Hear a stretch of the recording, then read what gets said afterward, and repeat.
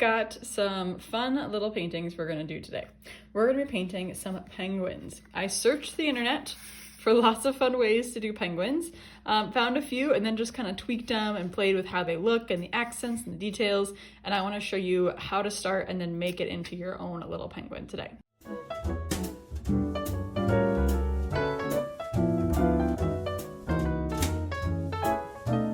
So we're gonna start with our most basic little guy here, who's just an oval, and we're gonna use the wet on wet technique to make this shadow at the edge bleed slowly and blend to white.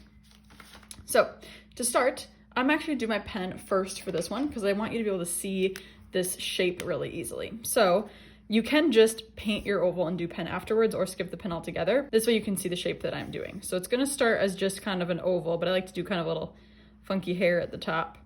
And then this time I'm gonna have his little arms kind of going up and out like he's really excited to see us. And then it's gonna be an oval the rest of the way. So it's basically an oval shape with some little arms. Maybe I'll give him some little feet just with some simple ovals that stick out the bottom. And then we'll add our face based on where the colors go later. I'm gonna start with my just plain water and I'm gonna fill my whole oval with plain water. So I'm trying to stay inside my lines. If you don't have lines, then you're just trying to create that oval, but it's all plain water at this point. By using just plain water, we're gonna embrace that wet on wet technique where the watercolor paint will go wherever there's water and it won't go where there isn't water. So this way our color will all stay within the shape of our penguin. Okay, I have all my water evenly spread out. It's not really puddling, it's just a smooth, even surface. Now I'm gonna pick my darkest part of my penguin. I'm gonna use some blue for this because blue can be a fun penguin color. You can use black, of course, too. So I'm gonna wake up some of my darkish blue paint, and all I'm gonna do is pull this blue along the outside. Now, wherever I lift up, that's where the paint is gonna spread the most. So if I really don't want it to spread, I wanna try to keep my brush on the paper. Oops, I got outside the line. And I'm gonna spread it all the way around. It can go inside the arms, around the outside edge of my penguin. Now, if it does bloom somewhere I don't want it, where it spreads, I'm gonna dry off my brush and go back into that spot to kind of spread it out. Now, I do want it to kind of go in at the top. So one of the things that'll make it look like a penguin is if we have this kind of down shape where it jumps down between the eyes. I'm gonna clean my brush, and with a clean brush and a dry brush, I can go in and I can lift out some of that blue that I don't want. So I'm just pulling up and drying, pulling down and drying. So by using a dry brush, it's kind of acting like a sponge and it's absorbing the paint that I don't want to be there. So this is a great way to kind of clean up those edges, but it still has that gradual blue to white shape. Super easy. That's really all there is to it. I'm gonna quick add some little bit of kind of an orangey yellow to the feet of my penguin. And then I'm going to blast this dry. I use a heat gun to dry my paintings. You can also use a hair dryer. It just speeds up the waiting process. Now that it's dry, I am going to add a little bit of my penguin's nose, which is just gonna be the same kind of orangey yellow as the feet, but I'm gonna draw a little triangle. This triangle goes right below that part of the blue that's kind of diving down, because that's almost like the bridge of their nose. So there's my little triangle. And then all I need to do is take my pen, and now that I know where my eyes are gonna go, the eyes just go in this open spot, I'm gonna go ahead and just draw some little ovals. I like to leave a little highlight, so I color everything but a little white dot. It just kind of gives it that cute cartoonish look. And fill in the rest. And with my, let's see, I kind of want my beak to be dry, so I'll dry that quick. And then I can just trace my little beak as well, maybe even put a little nostrils, and that's all there is to it. Look at my adorable little penguin. This is where you can then take it a step further. You can give it a bow tie, you could give it a hat, you could give it mittens, you could put it on an iceberg. There's endless opportunities. Now, before we move on, I'm gonna show you one more penguin.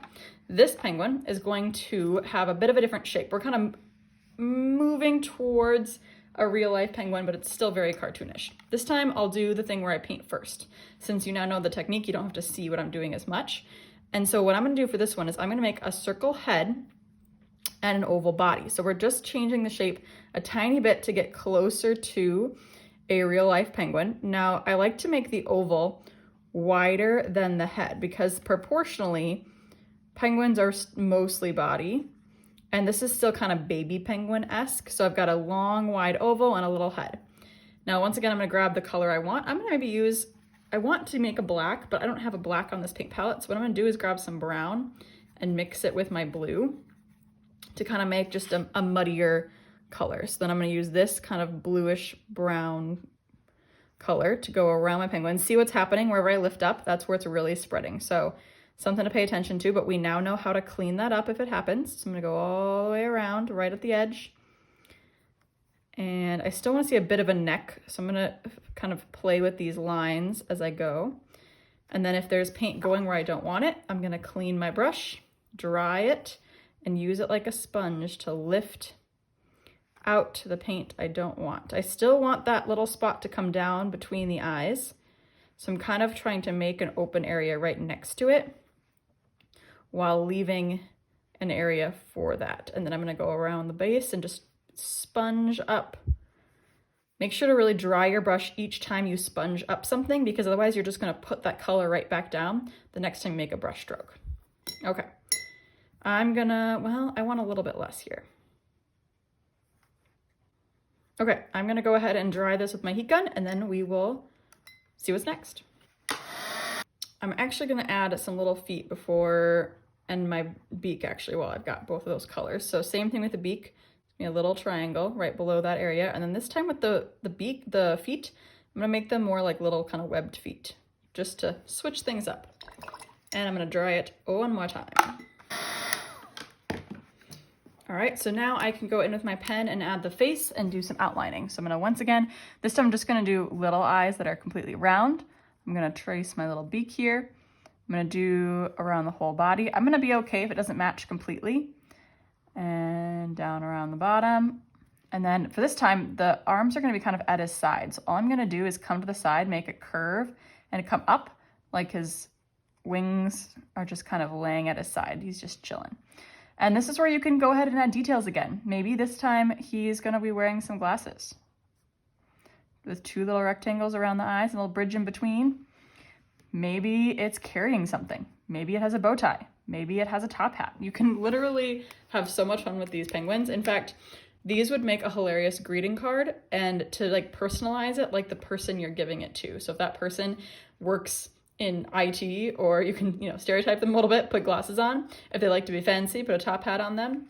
This is endless. I have so much fun making these penguins.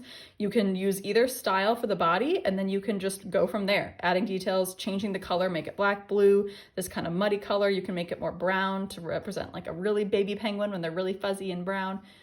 So many opportunities, so much fun. I hope you have fun painting these penguins. And if you need more ideas of what to paint in the winter, check out the link in the description for 30 free winter painting prompts. I'll send them right to you so you can keep painting. See you next time.